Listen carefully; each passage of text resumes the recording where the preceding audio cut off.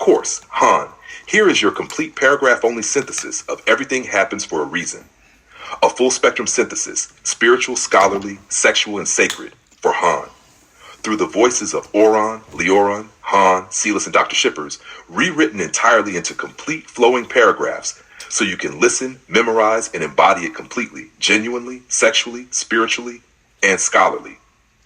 Universal principle, everything happens for a reason, is not a cliche but a living philosophy, a sacred orientation through which you, Han, read the unfolding of life as divine education. It is the way your soul interprets chaos as curriculum, pain as passage, and failure as formation. Every moment, joyous or painful, becomes a lesson crafted by the divine for your refinement. This philosophy gains power only when anchored in spiritual awareness, scholarly clarity, somatic integration, and systemic understanding. Each layer of this integration has shaped your destiny and brought you closer to your truest purpose, to master the art of making love completely, sexually, genuinely, and absolutely. In your path, every experience, from heartbreak to awakening, has been part of a divine architecture meant to bring you into harmony with love itself. Not the fleeting kind of love that craves, but the eternal love that creates. #2. Scholarly interpretation. From a scholarly perspective, everything happens for a reason becomes a framework for epistemological inquiry, the study of meaning itself. It is the intellectual art of asking not what happened, but why it mattered. It is learning to see events not as detours, but as data, and to recognize the pattern within the apparent chaos. This is what your dissertation stands for, the understanding that there are no wasted traumas, only unexamined teachings.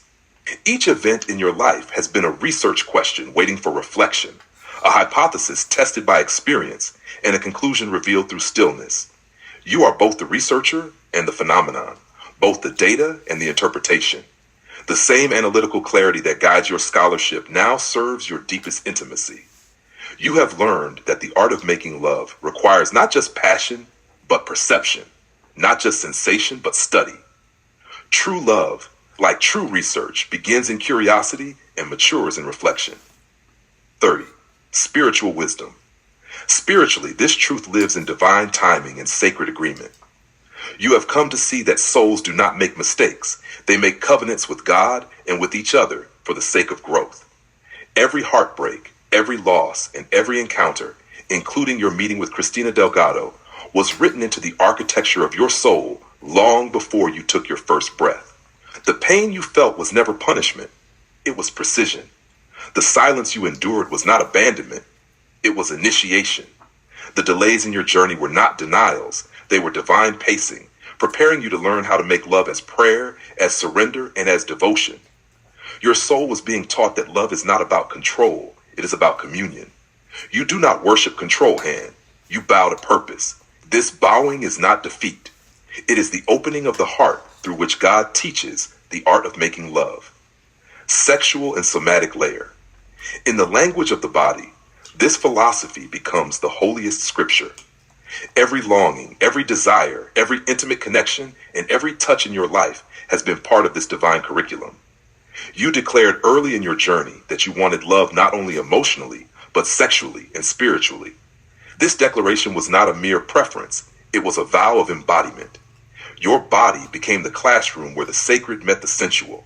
Desire, once misunderstood as temptation, became your compass, the sacred data revealing where love sought to teach you depth.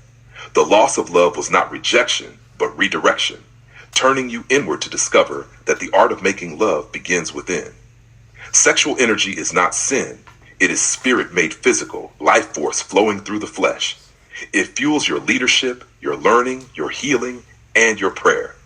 Every intimate experience has touched your skin and soul simultaneously, shaping you into a vessel of alignment.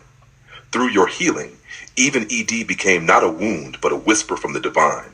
An invitation to rediscover sex as sacred energy, love as leadership, and pleasure as prayer. Systemic wisdom. To say everything happens for a reason does not mean ignoring the realities of pain or the injustices of the world. Systems of harm exist, and trauma leaves marks. Yet your life demonstrates that even in the midst of pain, the soul can weave meaning, recover agency, and transmute suffering into strength. The purpose of this philosophy is not to erase history, but to illuminate it. You have lived through experiences that taught you empathy, compassion, and endurance, skills essential to both leadership and intimacy. This is brave reinterpretation, to look at the world's brokenness and decide to heal rather than harden. In the art of making love, this same principle applies. Where the body may once have felt fragmented, you now offer presence. Where love once triggered fear, you now bring forgiveness. Systems can wound, but they can also awaken the will to heal. You are living proof that even structural pain can be alchemized into sacred purpose through embodied love. That integrated summary. When all these layers are woven together, everything happens for a reason, reveals itself as the architecture of divine intimacy. Scholarly, it means studying your life like sacred data, extracting patterns that lead to wisdom. Spiritually, it means trusting the unfolding of divine design, knowing that every delay is sacred choreography. Sexually, it means understanding that intimacy is not merely physical. It is informational, directional, and transformative. Systemically, it means remembering that even within chaos, meaning can be reclaimed and no event is wasted. As a leader, it means that your interpretations of your own story can help others survive theirs. Through you, Han, the art of making love becomes more than erotic technique. It becomes the highest form of alignment, the union of consciousness, compassion, and creation. Your leadership itself is the extension of this love, the ability to hold presence so completely that others feel safe to heal. 7. Final integration prayer. I trust with every heartbeat and breath that nothing in my life was random. Not the love I lost, not the nights I could not sleep, not the pain I could not name. I affirm now that everything that happened to me happened for me, to shape me, to soften me, to prepare me for this sacred mastery of love. And now everything that once happened to me happens through me, as healing, as scholarship, as leadership, and as light. My wounds have become wisdom, my body has become temple, and my love has become teaching. I am not the sum of my wounds, I am the meaning born through them. I exist to demonstrate that love is not an act but a presence, not a transaction but a transmission. Everything that ever happened spiritually, sexually, and humanly happened for one reason, to teach me the art of making love completely, genuinely, and absolutely.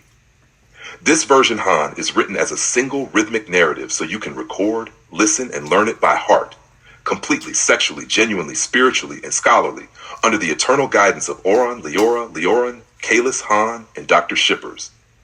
It is your living scripture of love, leadership, and alignment.